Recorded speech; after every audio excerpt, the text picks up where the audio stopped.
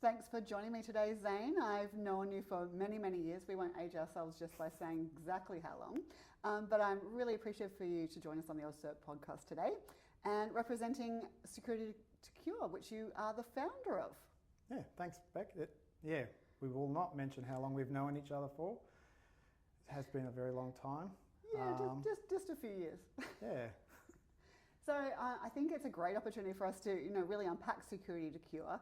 I really have been amazed at all the passion and information that you're sharing out there in our community. What made you start this foundation? A very personal story. So my wife in 2020 got diagnosed with stage 3 colorectal cancer. And we went through a couple of years of treatment, and then it came back in 2022, I think it was. And it was stage 4, it had metastasized. And so, it's a big shock to the system of what you're going through. And yeah, I just wanted to do something more. I couldn't help her personally, but I wanted to do something more. And we'd been learning a lot as we go, things that you just don't get to read about. So that was a lot of the motivation. And I had an opportunity to tie it to some fundraising, and then with talking to a few other people, it started as a conference, and now it is more than a conference. It is now a charity, and it's just gone from there. It's been a whirlwind of emotion and stress and effort, but passion, like you said. Yeah, I remember, we spoke as you were doing the first conference, and I was really happy for us to get behind it. So it's really nice to see how it's evolved and changed. But it's so nice to do something, at AUSCERT we consider ourselves still very not-for-profit and for greater good. So a lot of parallels that I can support. So I love that you're actually just wanting to help people and take people on the journey. So you started off with your conference, and that was so well supported, and I think you've done 2 of those already, both sellouts, which is amazing. But now you've really pivoted into this full not-for-profit. So what are you hoping to achieve? What are your, I guess, let's not look to the future just yet, but right now, what are you hoping that you can help people with? Awareness, mostly. I think there's a lot of things out there that people don't understand. A lot of negative thoughts about cancer as well. It is a terrible thing. I don't deny that. I think anyone you speak to either knows someone very intimately. It's not far away from all of us, right? 1 in 2 people apparently was a statistic I heard today. Knows someone or was going through it. Yeah, globally that's a massive amount of people. So I just want to raise some more awareness, and if I can help someone detect it earlier, their chances of survival greatly increase. So I really like how you've made the parallels to cybersecurity, because there's so many things that we do in day-to-day life that really resonate. Can you talk a little bit about that? Yeah, so recently we have launched our life cycle, Healthy Life Cycle. Has a terrible name. I do need to improve that. I am not a marketing person. Future goal. But the idea is we've aligned similarities to cybersecurity. So we have this idea of plan, prevent, detect and respond for yourself as a human, as an individual. Yeah, we're so programmed to do it for work, so why not bring that into our personal lives? It felt like a natural parallel for people, and it should have been should be a seamless migration across to thinking about yourself in that way. Yeah, I think that's the hard part, like you were saying before, when you get hit with this devastation and you don't know all these things, it's this whole other world that you're open to.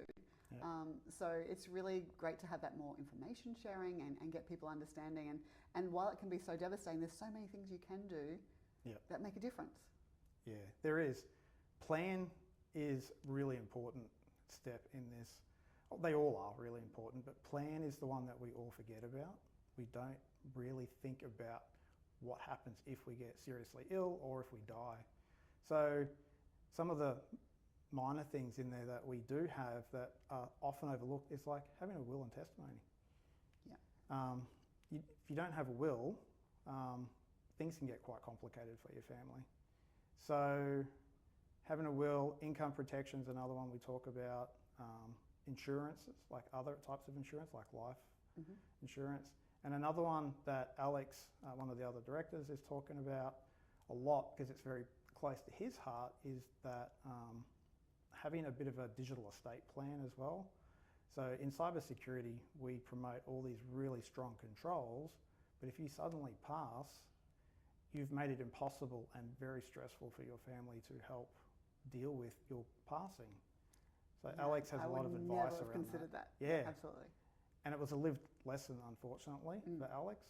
And so he has now become quite passionate about that as one of our stories that we share to help educate people. Yeah, that's a really good point. I have to admit, I have set that up in my Apple accounts. You can allocate somebody to take over your accounts. Yeah, so it's obviously starting to get some traction with people, but it's such a necessary part of the planning. It is. You could get hit by a bus, and if you've got the strongest passwords and you've done all the right things, layers of the security, your family won't get in. And a simple thing is,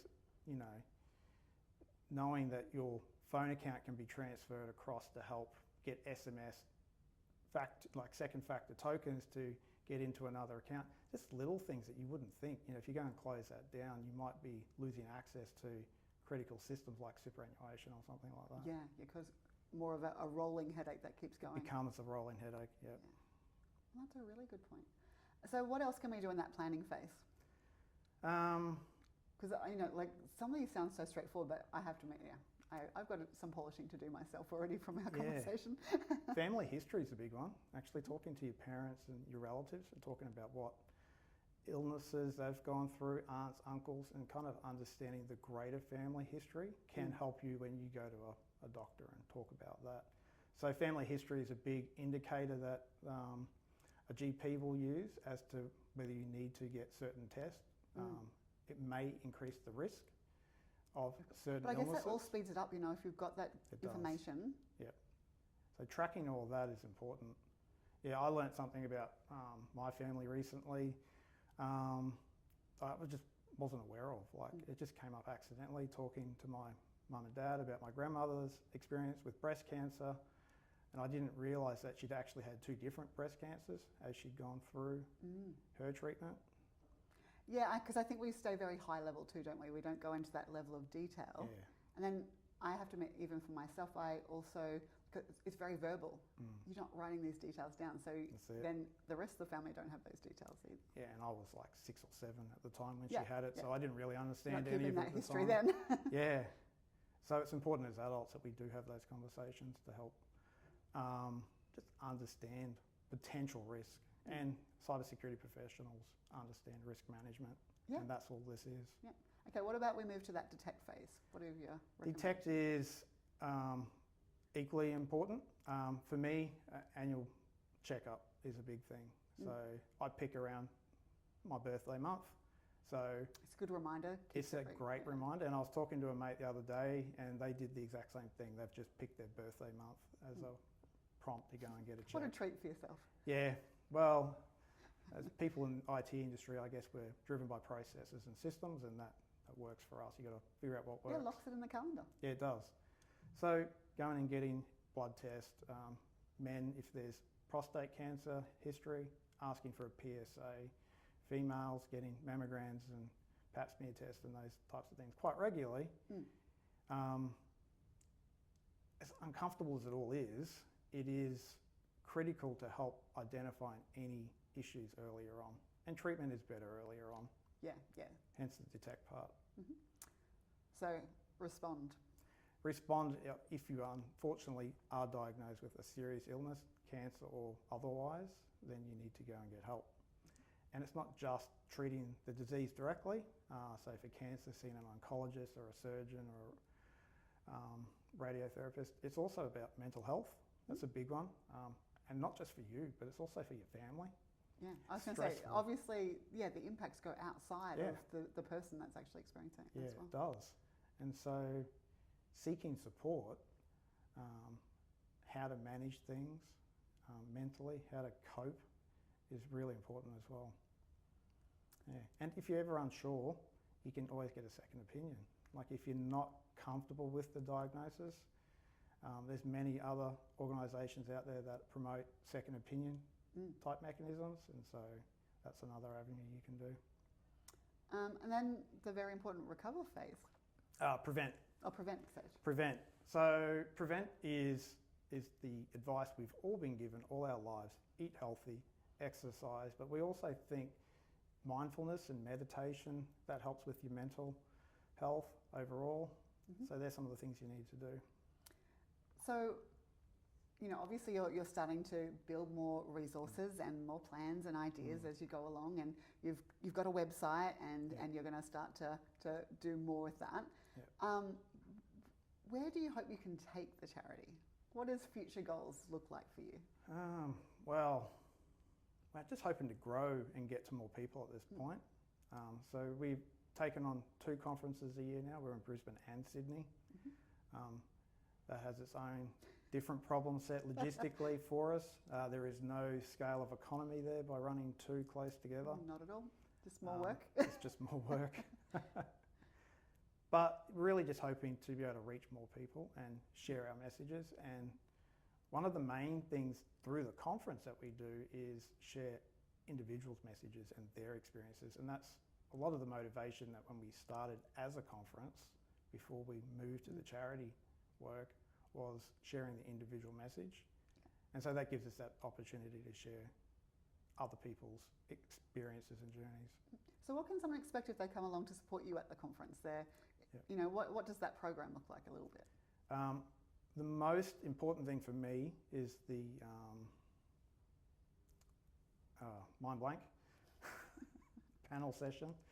It's the panel session is most important for me, because that is the opportunity for everybody to share their story.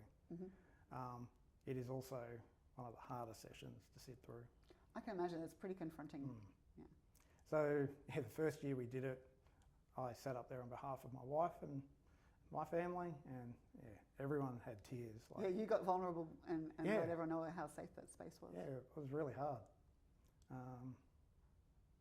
That's probably the most important thing for me. It's sharing that message. Then the next most important thing is I found that the community around that conference, there's no vendor type of competitiveness. Everyone leaves that at the door. There's no sales pitches, there's none of that. Everyone comes together. Yes, it's sponsored by a lot of different vendors, but they're there as humans and as individuals and as peers. Because they just know it's an important topic, Exactly. And the support you get from your peers is amazing. And it's all the conversations in the breakout rooms and around morning tea and lunch, Yeah, it must be really interesting to just have people really understanding a bit more about, you know, like you see people at work every day, but you don't know what's happening at home. That's it. Everyone really opens up on that day and shares their stories and shares their experiences. And I'm guessing there's a little bit of cybersecurity content in there too. There is, yeah. There is some cybersecurity content, and it varies. I try to keep that different and fresh every year, and topical. It can be quite hard. Yeah, absolutely. Finding speakers for that, Yeah, do you find people are really willing to support you in the industry? They are. I've been overwhelmed by the support. Yeah, it's been amazing. Awesome. Now, you know, I'm hoping that we can spread the word even further through AUSCERT. How can people also support you? We are a charity, and we also have tax deduction ability. So a tax donation can help drive some of our other plans forward. So colorectal cancer is a big one that we want to raise awareness around and encourage people to get tested. So helping make donations can help fund that. Coming to the conference, following us on social media, all those types of things can help support us. Right, so you've got a website which is? Security2Cure.com.au. And what socials are you on? LinkedIn, Blue Sky recently. LinkedIn's probably the main one though, that I know how to use. I think most cybersecurity people have begrudgingly been dragged along to LinkedIn already now. That's it. Great. Yeah. Well, I'm looking forward to supporting you in the future. I know AUSCERT is really passionate to make sure that you succeed as well. Thank you. Thank you for You've joining been us amazing. today. Thank you.